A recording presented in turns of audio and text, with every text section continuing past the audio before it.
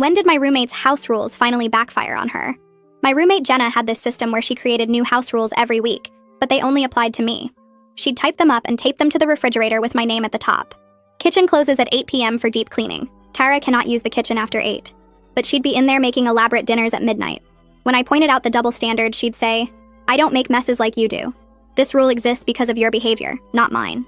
She controlled everything. The thermostat could only be adjusted by her because I apparently didn't understand energy efficiency. The washing machine was off limits on weekends because those were her laundry days. I couldn't have guests over without 48 hours written notice submitted through email, but her boyfriend basically lived there rent-free. "He's not a guest. He's my emotional support," she'd say. The bathroom schedule was the worst. She decided I could only shower between 6 and 6:30 a.m. because any other time interfered with her routine. If I tried to shower at any other time, she'd turn off the hot water heater. Rules exist for a reason, Tara. This is about mutual respect. But she'd take 2-hour baths whenever she felt like it. She installed a lock on the kitchen cabinets where she kept the good food. I had one shelf in the fridge and one cabinet for my stuff.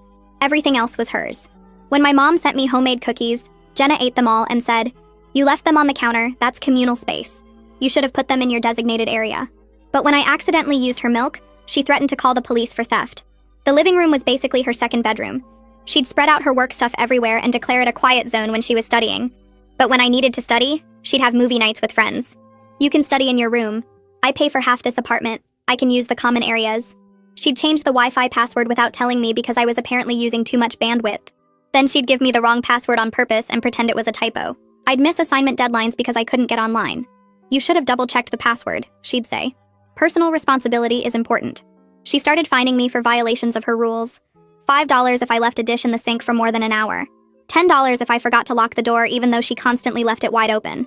$20 if my alarm woke her up. But her phone calls at 3 a.m. were fine because some people have international friends. She kept a notebook documenting every perceived infraction. This went on for 2 years because breaking the lease would cost me thousands I didn't have. Jenna had me convinced that no other roommate situation would be better. "You're lucky I'm so organized and clear about expectations. Most people would just kick you out." She'd tell our mutual friends that I was impossible to live with, that she had to create structure because I was so chaotic. Then came senior year, when Jenna decided to run for student housing president. She campaigned on being the most responsible, fair, and organized candidate. She used our apartment as an example of her leadership skills. I've successfully managed a difficult roommate situation through clear communication and structured rules. She invited the housing committee to our apartment for a meeting to show them her system. The color-coded charts, the typed rules, and the violation notebook. She presented it all like she was some kind of genius. "This is how you create harmony in shared spaces," she said, pointing at her 43-page roommate handbook she'd created. That's when I decided to apply for the same position. Jenna laughed when she found out. "You can't even follow basic apartment rules. How could you manage student housing?" The debate was held in front of the entire student government. Jenna went first, talking about her innovative approach to conflict resolution and her proven track record of maintaining harmonious living situations. She actually brought her roommate's handbook as evidence of her capabilities. When it was my turn, I pulled out my own documentation. 2 years of photos, receipts, and recordings. "I'd like to share my experience with Jenna's management style," I said. I showed them the picture of the thermostat locked in a plastic box that only Jenna had the key to. The photo of me sleeping on the couch was taken because she'd declared my bedroom a storage area for her semester project without asking. The receipts for all the illegal fines she'd charged me. The recording of her admitting she deliberately gave me the wrong Wi-Fi passwords to sabotage my grades. The committee asked Jenna if this was true. She tried to explain that I needed structure, that I was chaotic, that her rules were reasonable. "Let's review these reasonable rules," I said, reading from her handbook. Rule number 17. Bathroom usage restricted to a 30-minute window between 6 and 6:30 a.m. Violators subject to hot water suspension. The room went completely silent. I looked up from the handbook and saw every single committee member staring at Jenna with faces that showed they couldn't believe what they were hearing. Some of them had their mouths slightly open. Others were shaking their heads slowly. Jenna's face turned bright red and she shifted in her chair, her hands gripping the armrests so hard her knuckles went white. She knew this wasn't going the way she planned. Jenna cleared her throat and sat up straighter, trying to look confident again. She explained that structure was necessary when you lived with someone who lacked basic organizational skills. Her voice came out defensive instead of calm like before. She kept glancing at the committee members, trying to make eye contact, but most of them were looking down at their notes or at me. Griffin leaned forward and asked her to clarify why the rules only applied to me and not to her. Jenna stammered for a second, then said something about different standards for different people based on demonstrated responsibility. A couple of committee members exchanged looks with each other. I pulled out my phone and scrolled to the photo I took last month. I held it up so everyone could see the thermostat locked inside a clear plastic box with a padlock on it. The committee members leaned forward to look at the screen. Layla asked why this level of control was necessary. I explained that Jenna claimed I didn't understand energy efficiency, but really she just wanted complete control over our apartment temperature. I told them how she kept it at 62 degrees all winter, and I had to sleep in a hoodie and 2 blankets. Jenna tried to interrupt, but Griffin held up his hand to stop her. The committee started firing questions at Jenna one after another. They asked about specific rules and why she thought they were reasonable. Jenna kept trying to frame everything as reasonable responses to my behavior. She used words like accountability and mutual respect and living standards. But when they asked for examples of what I did to warrant a bathroom schedule, she couldn't give them anything concrete. She just made vague claims about my inconsideration and how I didn't respect her routine. One committee member asked what my routine was, and Jenna went quiet for a few seconds before saying she didn't know. I pulled up the photos of the receipts on my phone and passed it around the table. $5 for leaving a dish in the sink for more than an hour. $10 for forgetting to lock the door. $20 when my alarm woke her up at 7 in the morning. The committee members looked shocked as they scrolled through the images. Griffin pointed out that charging fines isn't legal between roommates. Jenna insisted it was just a system we agreed to, a way to maintain accountability. I laughed out loud before I could stop myself. The sound echoed in the quiet room. I told them I never agreed to anything, that Jenna just started charging me and threatened to kick me out if I didn't pay. Brandon stood up from his seat in the audience. He told the committee that he'd witnessed Jenna's boyfriend Mateo living in the apartment full-time, while I needed 48 hours written notice to have anyone visit. He said Mateo was there every single time he came over, eating food from the fridge, using the shower, sleeping in Jenna's room. Other students in the audience started nodding. A girl I recognized from my biology class raised her hand and said she'd tried to visit me once without the notice, and Jenna wouldn't let her in the apartment. Jenna's face got even redder and she started tapping her foot rapidly against the floor. I opened the voice memo app on my phone and found the recording from 3 months ago. I hit play, and Jenna's voice came through the speaker.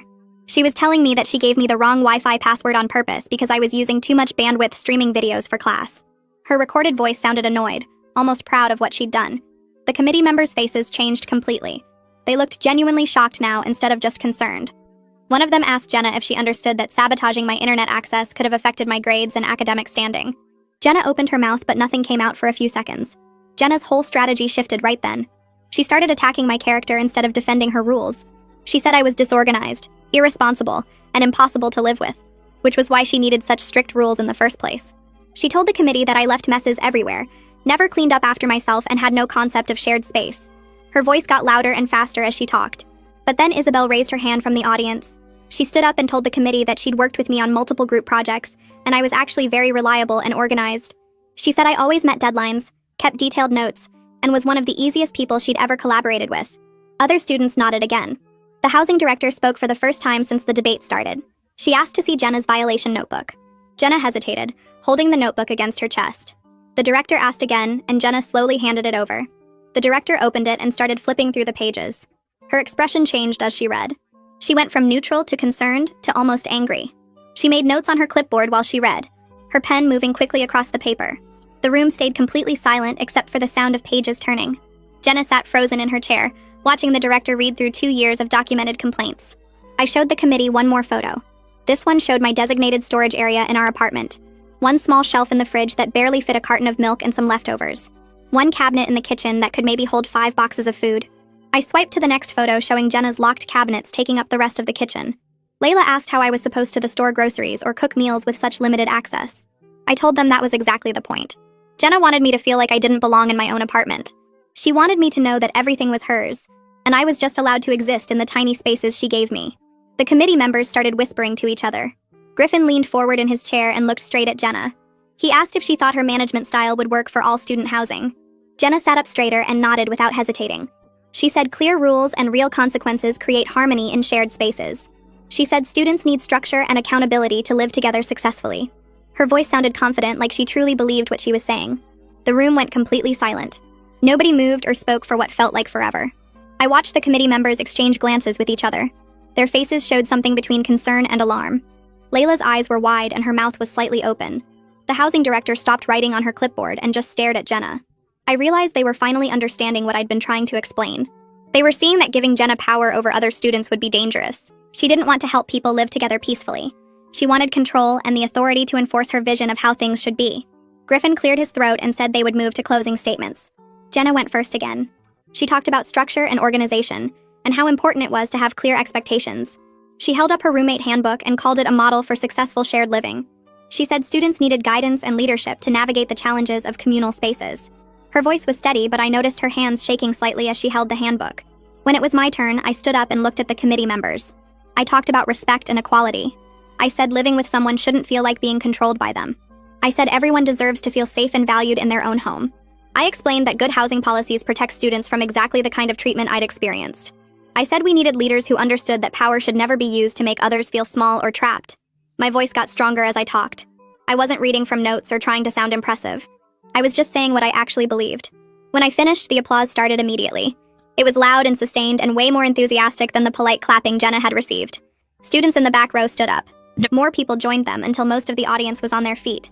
I felt my face get hot and my eyes started burning with tears I refused to let fall. Walking back to our apartment felt like moving through a dream where everything looked normal, but nothing felt right. Jenna walked about 10 feet ahead of me. She wouldn't turn around or slow down or acknowledge I was there. The silence between us was different from all the other silences we'd shared.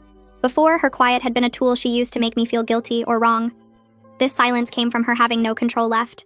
She was the one who felt powerless now, and I could sense her anger like heat coming off pavement in summer. Her shoulders were rigid and her footsteps hit the sidewalk harder than necessary. We reached our building and she yanked the door open without holding it for me. I caught it before it slammed in my face. She took the stairs 2 at a time even though we lived on the 3rd floor.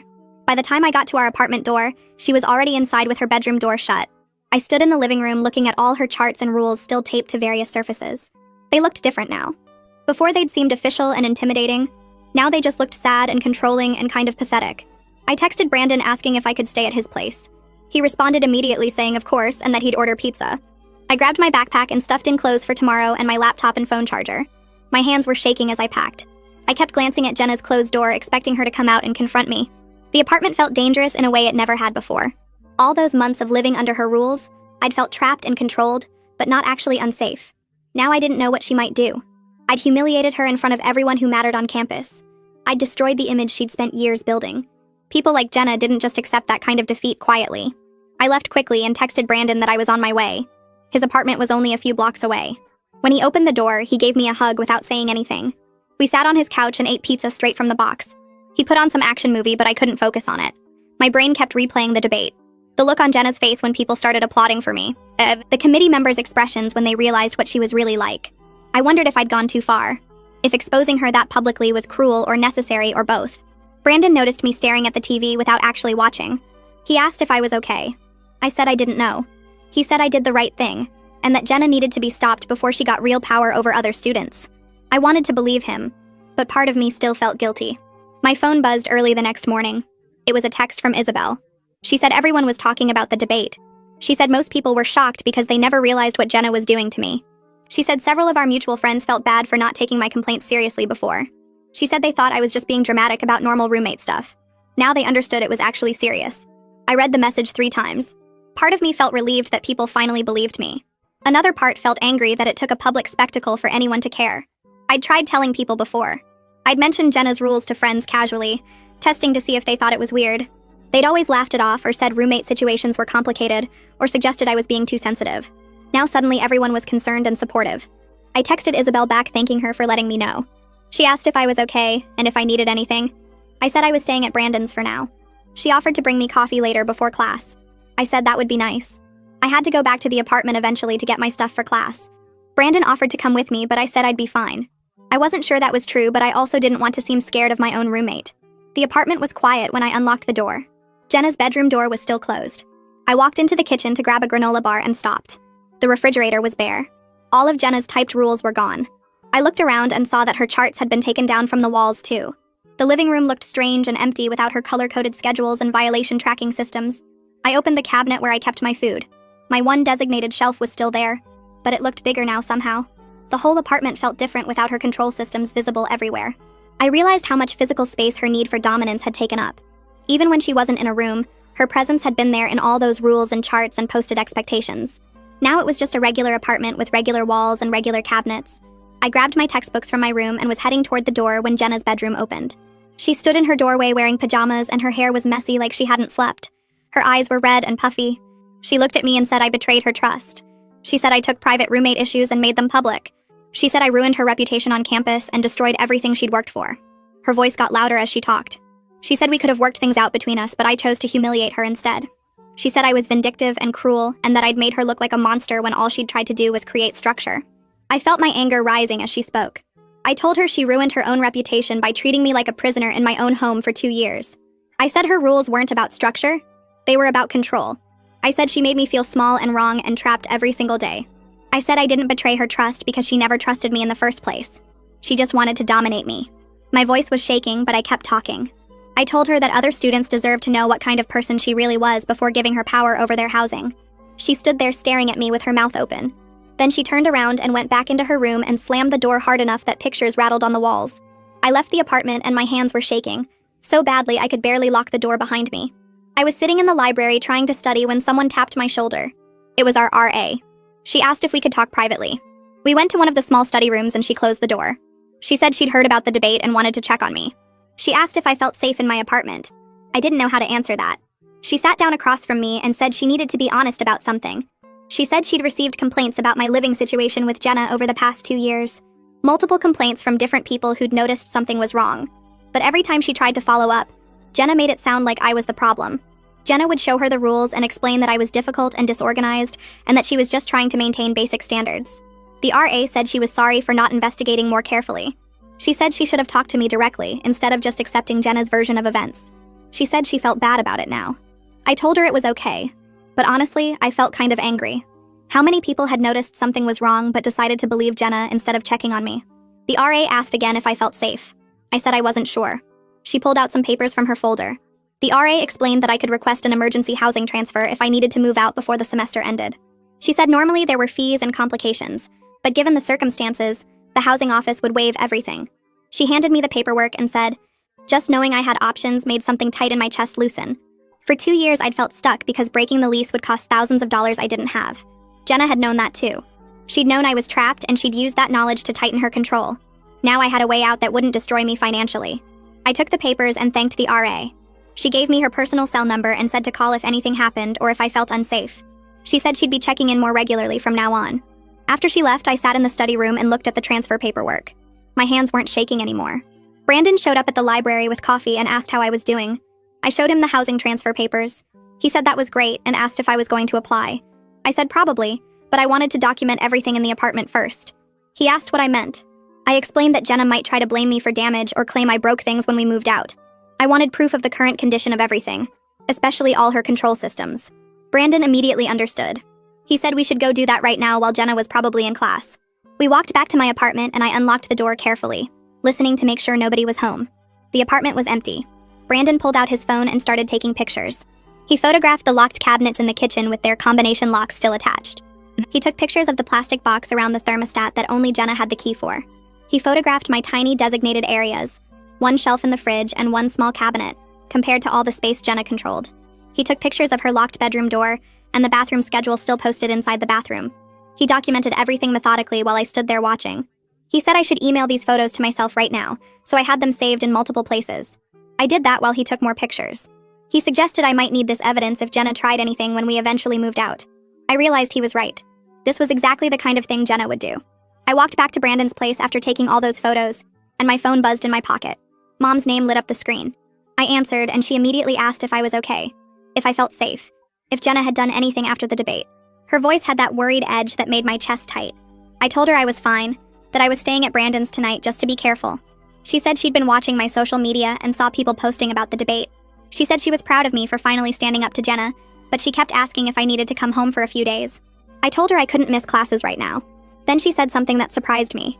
She offered to help me break the lease early if I needed to get out. She said we'd figure out the money somehow, even though I knew we didn't really have it. She said my safety mattered more than a lease penalty. I felt tears starting and had to look away from Brandon, who was pretending not to listen. I told Mom I'd think about it, that the RA had given me some options too. She made me promise to call her every day until this was sorted out. After we hung up, Brandon handed me a slice of pizza and didn't ask questions, which I appreciated. The next morning, I woke up to 17 text messages. Most were from people I barely knew saying they'd heard about the debate. Walking across campus to my morning class felt weird because people kept stopping me. A girl from my sociology class came up and said she had no idea what I was dealing with. She said Jenna always seemed so organized and reasonable, like she had everything together. A guy I recognized from the library said his roommate freshman year did similar stuff, and he wished he'd spoken up like I did. Between classes, I checked the student government website and saw they'd posted an announcement The housing committee would make their decision within a week. I screenshot it and sent it to Brandon. He replied saying the campus gossip was heavily in my favor based on what he was hearing in his classes. Isabel texted asking if I wanted to study together later, and I said yes, because I couldn't go back to the apartment yet. I sat through my afternoon lecture barely paying attention, thinking about how many people apparently knew something was wrong but never said anything. When class ended, another student came up and asked if I was the girl from the housing debate. She said her friend lived in my building and had heard Jenna screaming at me through the walls multiple times. I didn't know what to say to that. That evening, I finally went back to the apartment to grab some clothes and books. I unlocked the door carefully, listening for any sound of Jenna. The apartment was empty and dark. I flipped on the lights and noticed immediately that some of her stuff was gone. Her laptop wasn't on the coffee table where she usually kept it. Her favorite jacket wasn't hanging by the door. I walked into the kitchen and realized I could actually use it without checking the time. It was past 8. I opened the fridge and pulled out ingredients for a sandwich, using the counter space that had been off limits for 2 years. I made food slowly, deliberately, spreading everything out just because I could. Then I adjusted the thermostat to 72 degrees, a temperature Jenna never allowed because she said it was wasteful. The apartment started warming up and I actually felt comfortable for the first time in forever. I took a shower at 10 p.m., standing under the hot water for 20 minutes without worrying that Jenna would turn off the heater or pound on the door. The freedom felt strange, almost uncomfortable, like I didn't know what to do with it. I realized Jenna must be staying at Mateo's place to avoid me. The apartment was mine, actually mine, for the first time in 2 years. Isabel came over the next afternoon with her biochemistry textbook and a bag of chips. We spread out on the living room floor, something I never could have done when Jenna declared it a quiet zone whenever she wanted. Isabel kept looking around like she expected Jenna to appear and start enforcing rules. I told her Jenna was basically living at Mateo's now. Isabel opened her textbook but then just stared at me instead. She said I seemed different, that I was smiling more. She said I looked relaxed in a way she'd never seen before. I hadn't realized how tense I always was until I didn't have to be anymore. We actually studied for an hour without me jumping at every sound or checking my phone to see if Jenna was texting me some new violation. Isabel said something that stuck with me. She said I was acting like a normal person, instead of someone constantly waiting for the next rule or punishment. I thought about how much energy I'd been spending just trying to avoid conflict, trying to be invisible in my own home. We ordered pizza and ate it in the living room, and I didn't worry about cleaning up immediately, or putting everything back exactly how Jenna wanted it. Isabel laughed at something on her phone, and the sound felt too loud, and then I realized that was okay now. Loud was allowed. Existing was allowed. My phone buzzed with an email notification 2 days later. The housing director wanted to meet with both me and Jenna to discuss our living situation regardless of the election outcome. The email said the debate had raised serious concerns about power dynamics in our apartment. It said the university had a responsibility to ensure all students had safe housing. I read it 3 times, not quite believing it. This wasn't about the election anymore. This was about what Jenna had actually done. I forwarded the email to my mom and to Brandon. Mom called immediately and said this was good, that it meant the university was taking it seriously. Brandon said I should document everything I could remember before the meeting. I started writing down incidents I hadn't included in my debate presentation, things I'd almost forgotten because they'd become normal. The time Jenna locked me out of the apartment for coming home 10 minutes past my allowed entry time. The time she threw away my groceries because I'd put them on the wrong shelf. The time she changed all the door codes and didn't tell me the new ones for 2 days. I filled 6 pages in my notebook before the meeting. The meeting was in the housing director's office, a small room with uncomfortable chairs and motivational posters about community living. Jenna arrived exactly on time wearing her professional outfit, the one she used for presentations. She sat as far from me as possible and didn't look at me once. The housing director was a middle-aged woman with glasses and a stack of folders on her desk. She thanked us for coming and said she wanted to discuss some concerns that had come up. Then she said something I didn't expect. She said Jenna's behavior constituted harassment and creating a hostile living environment, which violated university housing policies. Jenna's head snapped up and she started to argue. She said she was just trying to maintain order, that I needed structure, that her rules were reasonable. The director held up her hand and cut Jenna off. She said control and order are not the same thing. She said charging fines, restricting access to common areas, and sabotaging internet access went far beyond roommate disagreements. She said these were patterns of abusive behavior. Jenna's face turned red and she started talking faster, trying to explain each rule, but the director kept interrupting her with specific policy violations. I sat there watching Jenna's carefully constructed justifications fall apart under actual scrutiny. The director turned to me and said she was offering an immediate transfer to a different apartment with no penalties or fees. She said I could move out as soon as I wanted and the university would cover any costs. Then she turned back to Jenna and said she strongly suggested Jenna attend mediation training and counseling about healthy roommate relationships. Jenna looked furious, her hands clenched on the armrests. She asked what would happen if she didn't do the training. The director said calmly that the alternative was removed from university housing entirely. Jenna agreed through gritted teeth. I accepted the transfer immediately. The director handed me paperwork and said I could start moving whenever I was ready. She said someone from housing services would help me if I needed it. Walking out of that office felt like stepping into different air. Jenna stormed off toward the parking lot without saying anything. I stood on the steps and called Brandon. I started packing that same afternoon. Brandon and Isabel showed up with boxes and tape. We worked through my room systematically, and I felt lighter with every box I filled. Isabel found some of my stuff that Jenna had confiscated over the years, hidden in the back of the hall closet. My favorite mug that Jenna said I'd lost. Books Jenna claimed I'd left in common areas. Even the homemade cookies my mom had sent. Stale now, but still in their container, hidden behind Jenna's winter coats. Brandon carried boxes down to his car while Isabel and I wrapped dishes and folded clothes. We were laughing about something stupid, making jokes about Jenna's ridiculous rules, and I realized this was the first time I'd ever had friends over without feeling anxious. We ordered Chinese food and ate it sitting on my floor surrounded by half-packed boxes. Brandon did an impression of Jenna presenting her handbook at the debate, and Isabel laughed so hard she choked on her noodles. Moving out felt less like an ending and more like finally starting something I should have had all along. My new apartment was smaller, and the furniture was definitely older. The couch had a stain on one cushion, and the kitchen cabinets didn't close quite right. But it was mine. Nobody else had keys. Nobody else made rules about when I could cook or shower or have friends over. I sat on that stained couch the first night after Brandon and Isabel left, and I just breathed. The silence felt different here. Not oppressive or controlled, just quiet.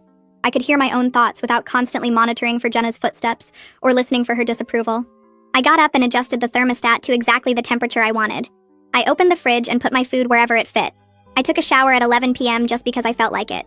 Then I made tea and sat back on the couch and realized I couldn't remember the last time I'd felt this calm. The absence of constant watching, the absence of judgment and arbitrary rules, felt like something physical lifting off my shoulders. Griffin called 3 days later. I was in my new apartment organizing my bookshelf when my phone rang. He said he had news about the election. The student government had announced the results. I won the housing president position by a significant margin.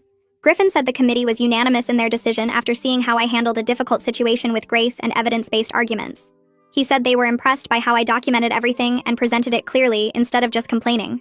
He said they thought that kind of careful attention to detail and fairness was exactly what student housing needed. I thanked him and hung up, then sat down on my couch because my legs felt shaky. I'd actually won.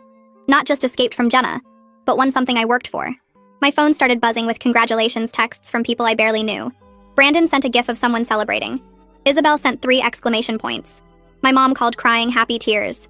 And I looked around my small apartment with its old furniture and stained couch and felt something I hadn't felt in 2 years.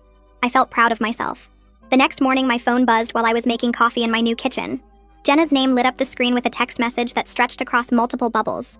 She said I stole the position through manipulation and lies. She said everyone would eventually see through my victim act. She said I was a snake who betrayed her trust and ruined her reputation for my own gain.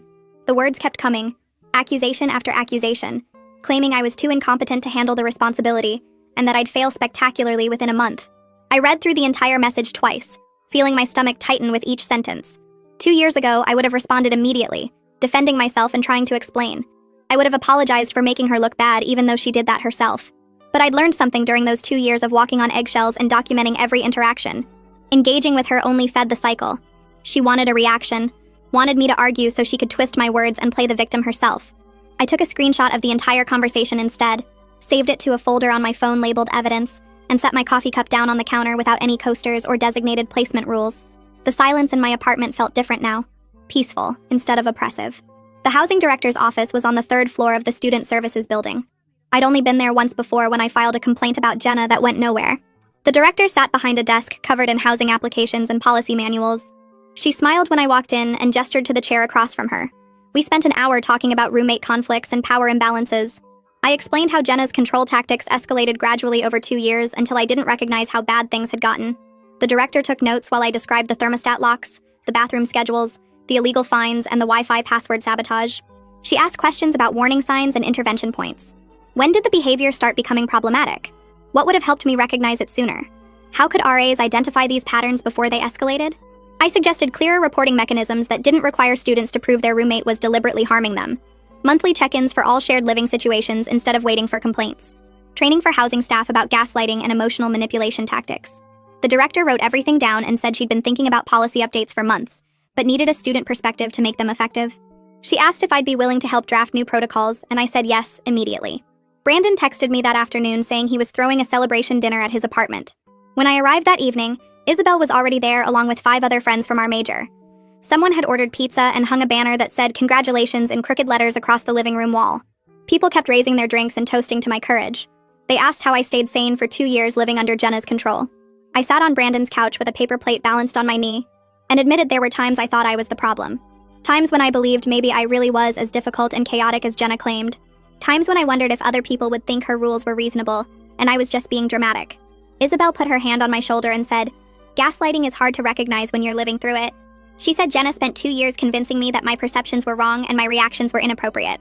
Brandon added that isolation is part of how controlling people maintain power, and everyone around the room nodded in agreement. They told stories about noticing I seemed stressed or withdrawn, but not realizing how serious the situation was. One friend said she thought I was just busy with classes. Another said she assumed I was naturally quiet and didn't want to intrude. The guilt in their voices made me realize how effectively Jenna had separated me from my support system. But they were here now, celebrating with me, and that mattered more than the time we'd lost. I ran into Mateo outside the library 3 days later. He was walking toward the entrance while I was leaving with an armful of books for my research paper.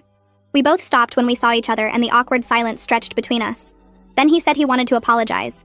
He said he'd been thinking about how he lived in our apartment rent-free for months while I was charged fines for leaving dishes in the sink. He said he realized now how messed up the whole situation was, and he should have spoken up. I shifted the books in my arms and told him I appreciated that. He explained that Jenna made everything seem so reasonable at the time. She'd say I was difficult to live with and needed structure, and he believed her because she seemed so organized and put together. He said he feels guilty for benefiting from her double standards without questioning them. I told him that's how manipulation works. It makes the unreasonable seem logical, until you step back and look at the whole picture. We talked for a few more minutes about how Jenna's doing now, and he admitted their relationship is strained because she won't stop complaining about how I ruined everything. He said he's starting to see the patterns I tried to warn him about. We said goodbye, and I walked back to my apartment thinking about how many people Jenna convinced that I was the problem. My phone rang that evening while I was studying at my kitchen table. The RA from my old building was calling to tell me she was implementing new check-in procedures for roommate situations. She explained that learning what happened with Jenna and me made her realize how easy it is to miss controlling behavior when the person doing it seems responsible and organized. She's requiring monthly one-on-one meetings with each resident now instead of just responding to complaints. She's asking specific questions about who controls shared resources, whether both roommates feel comfortable in common areas, and if there are any rules that only apply to one person. She wants to catch these patterns earlier before they escalate to the level I experienced. I thanked her for taking action, and she apologized for not seeing the signs sooner. She said Jenna was always polite and helpful during floor meetings while I seemed stressed and withdrawn, so she assumed I was just struggling with school. She didn't realize the stress came from my living situation. We talked about warning signs and red flags, and I promised to send her the notes from my meeting with the housing director. The next week, I started working on a proposal for a roommate bill of rights. I sat in the campus coffee shop with my laptop open and drafted a document establishing baseline expectations for shared living spaces. Every resident has the right to access common areas without permission or schedules. Every resident has the right to adjust thermostats and use appliances without locks or restrictions. Every resident has the right to have guests over with reasonable notice, not 48-hour written requests. Every resident has the right to access Wi-Fi and utilities without interference. No resident can charge fines or penalties to another resident. No resident can create rules that only apply to their roommate. I included a section about reporting procedures that didn't require students to prove deliberate harm before getting help. I added language about early intervention and mediation services. The document grew to 12 pages by the time I finished. I sent it to the housing director, and she responded within an hour saying she loved the idea and wanted to present it to the administration. She asked if I'd be willing to speak at the next housing committee meeting to explain why these protections were necessary. I said yes, even though the thought of talking about Jenna's behavior in front of more people made my stomach hurt. 2 weeks later, the housing director called me into her office again. She closed the door and told me something in confidence. Jenna had dropped out of her mediation training after only 2 sessions. The counselor running the program said Jenna refused to acknowledge any wrongdoing and spent both sessions blaming me for being too sensitive and making everything difficult. She insisted her rules were reasonable and necessary, and she couldn't understand why everyone was treating her like she'd done something wrong. The housing director said this confirmed her concerns about Jenna's ability to recognize power imbalances and unhealthy relationship patterns. I wasn't surprised, but I felt relieved knowing I didn't have to deal with her anymore. The director assured me that Jenna wouldn't be allowed to hold any housing leadership positions until she completed the full mediation program and demonstrated understanding of healthy roommate dynamics. She asked how I was adjusting to my new apartment, and I told her it felt like I could finally breathe. My midterm grades came back the following week, and every single one had improved from the previous semester. My sociology professor gave me an A on my research paper and wrote a note saying my analysis was thorough and well supported. My statistics grade jumped from a C to a B+. Even my hardest class showed improvement. I stared at the grades on my laptop screen and realized how much energy I'd been spending just surviving my living situation. Now that I wasn't constantly stressed about apartment rules and could access Wi-Fi whenever I needed it, I actually had mental space for studying and assignments. My sociology professor stopped me after class one day and commented that I seemed much more engaged in discussions than I was earlier in the semester. She said my contributions were thoughtful and showed I was really thinking about the material instead of just going through the motions. I thanked her and didn't mention that the difference was sleeping in an apartment where nobody monitored my every move. Isabel and I started having lunch together twice a week between classes. We'd sit in the student union with sandwiches and coffee and talk about everything from assignments to weekend plans. She told me one afternoon that she noticed something was wrong last year but didn't know how to help. She said I always seemed anxious and withdrawn, like I was carrying weight nobody else could see. She wanted to ask what was going on, but worried about overstepping or making things worse. We talked about how isolation is part of how controlling people maintain power. Jenna made me feel like my problems weren't serious enough to bother anyone with. She made me doubt my own perceptions until I stopped trusting myself enough to reach out. Isabel said she'd pay attention now if she saw similar patterns in other friendships. She promised to speak up if someone she cared about started showing those same signs of isolation and self-doubt. Having this conversation made me feel less alone in what I'd experienced. It also made me realize how important it is to check in with people even when they say everything is fine. The student newspaper contacted me 3 days before finals week asking for an interview about the housing president campaign and my policy proposals. The editor explained they wanted to do a feature story about student advocacy and the roommate Bill of Rights. I stared at the email for 20 minutes trying to decide whether to respond. Part of me wanted to move on and stop making my experience with Jenna so public. But another part knew that sharing my story might help other students recognize controlling behavior in their own living situations. I called Brandon to ask his opinion and he said I should do the interview. He said my experience could prevent someone else from spending 2 years thinking they were the problem when really they were being manipulated. He reminded me that several students had already reached out privately to thank me for speaking up at the debate. I agreed to the interview and scheduled it for the following week after my last final exam. The interview happened 2 days later in a small conference room at the student newspaper office. The reporter was a junior named Noah who seemed genuinely interested in the policy side of things rather than just drama. I spent most of the hour talking about the Roommate Bill of Rights proposal and how it would create clearer reporting systems for students in bad living situations. He asked about my experience with Jenna, but I kept those answers short and focused on what I learned rather than specific details. The article came out 3 days after that with a photo of me standing outside the housing office. The headline read, "New Housing President Advocates for Roommate Rights," in bold letters across the top of the front page. The article explained the policy changes I was proposing and included a sidebar with information about resources for students dealing with controlling roommates or domestic situations. Brandon texted me a picture of the paper with 3 fire emojis and the words, "You're famous now." My email inbox filled up within hours of the article being posted online. Students I'd never met were sending me messages about their own roommate situations. A sophomore named Amy described how her roommate monitored her phone calls and got angry if she talked to family too often. Another student explained that his roommate had created a point system where violations led to having belongings thrown away. Someone else wrote about a roommate who installed cameras in the common areas without permission and reviewed the footage daily looking for rule violations. I read through every message that night sitting at my desk in my new apartment. Each story made me more certain that what happened with Jenna wasn't unique or rare. This pattern of control and manipulation was happening all over campus in different forms. I responded to each person with information about the housing office resources and encouragement to document everything. Some of them thanked me for speaking up because they thought they were overreacting or being too sensitive about normal roommate conflicts. Reading that made my chest tight because I remembered feeling exactly the same way for 2 years. My mom drove up that weekend and took me to dinner at an Italian restaurant off campus. We ordered pasta and sat in a booth near the back where it was quiet. She reached across the table and held my hand while telling me she was sorry for not taking my complaints about Jenna more seriously over the past 2 years. She admitted she thought I was just being dramatic about typical roommate annoyances like dishes in the sink or thermostat disagreements. Now, after reading the article and seeing the documentation I'd collected, she understood it was actually psychological abuse disguised as organization and structure. She said she felt guilty for all the times she told me to just try harder to get along with Jenna, or suggested that maybe I was being too sensitive about the rules. I told her it wasn't her fault because Jenna was good at making everything sound reasonable when you heard it secondhand. Mom squeezed my hand and said she was proud of me for finally standing up and using what happened to help other students avoid the same situation. The housing director called me into her office on Monday morning. She had my roommate Bill of Rights proposal printed out with notes written in the margins. She told me the document was exactly what the university needed, and that she was scheduling it for presentation to the Student Affairs Committee next month. The director explained that having a student voice leading this initiative made it much more powerful than if administration just imposed new rules from the top down. She asked if I'd be willing to present the proposal myself at the committee meeting and answer questions about why these protections were necessary. I agreed immediately, even though public speaking usually made me nervous.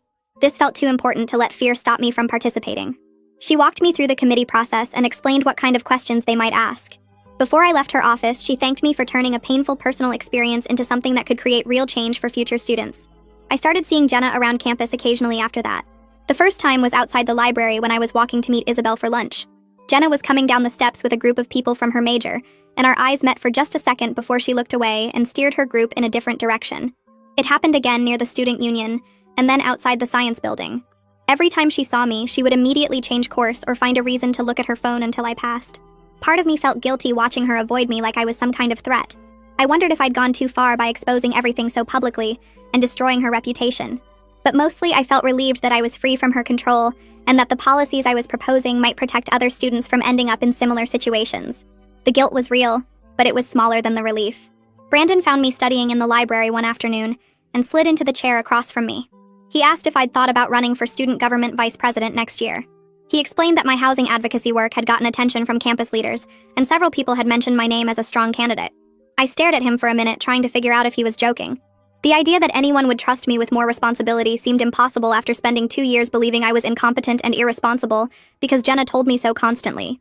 Brandon could see my doubt, and he reminded me that I'd just won an election, created meaningful policy proposals, and earned respect from the housing administration.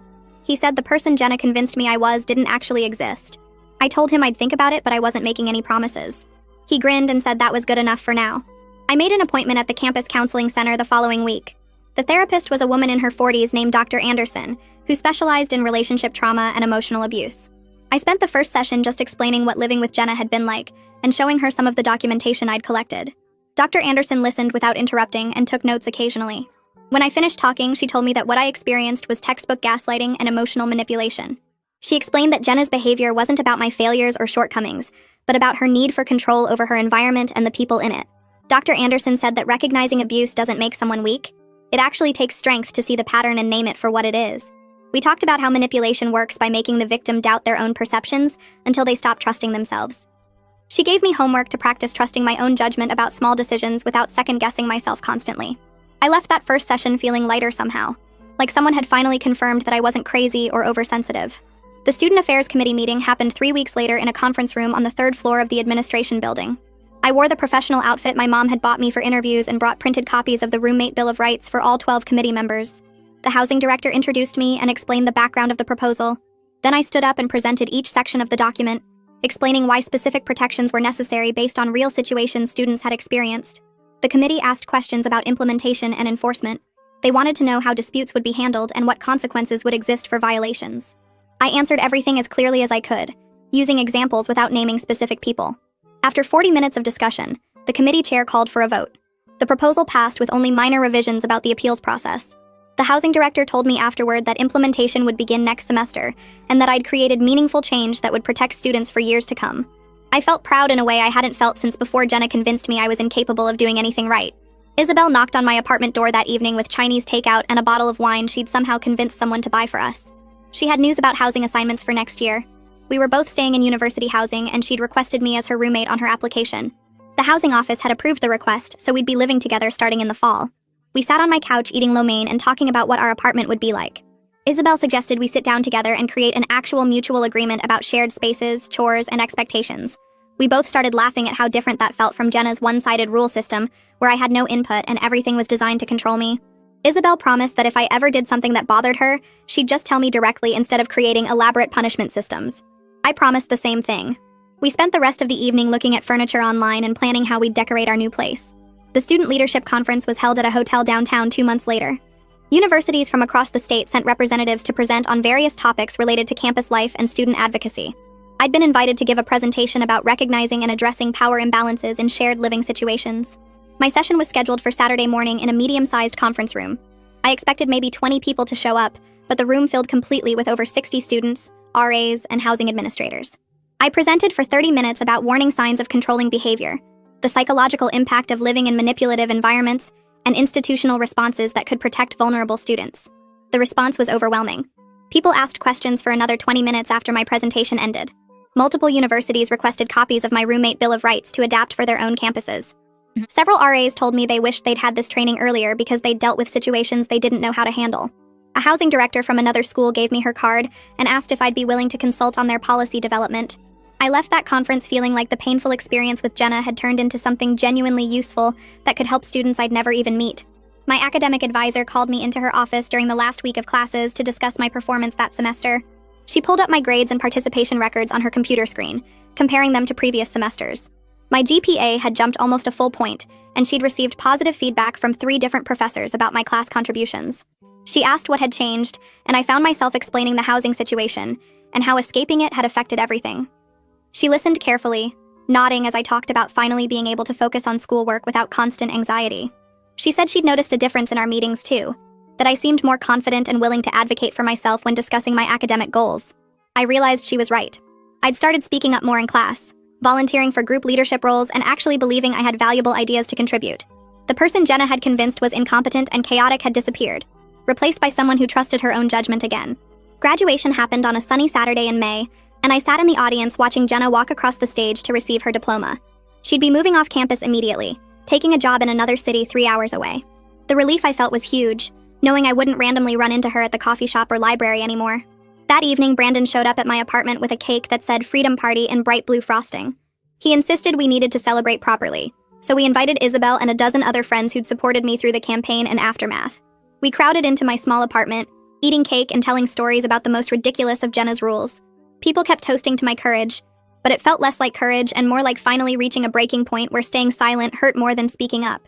The housing office hired me as a summer intern to help implement the new roommate policies.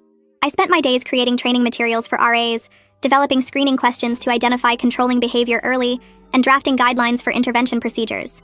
The housing director would review my work and offer suggestions, but mostly she let me run with my ideas. She said I had a natural talent for this kind of work, that my personal experience combined with my advocacy skills made me uniquely qualified. One afternoon, she suggested I consider student affairs as a career path, maybe even graduate school in higher education administration.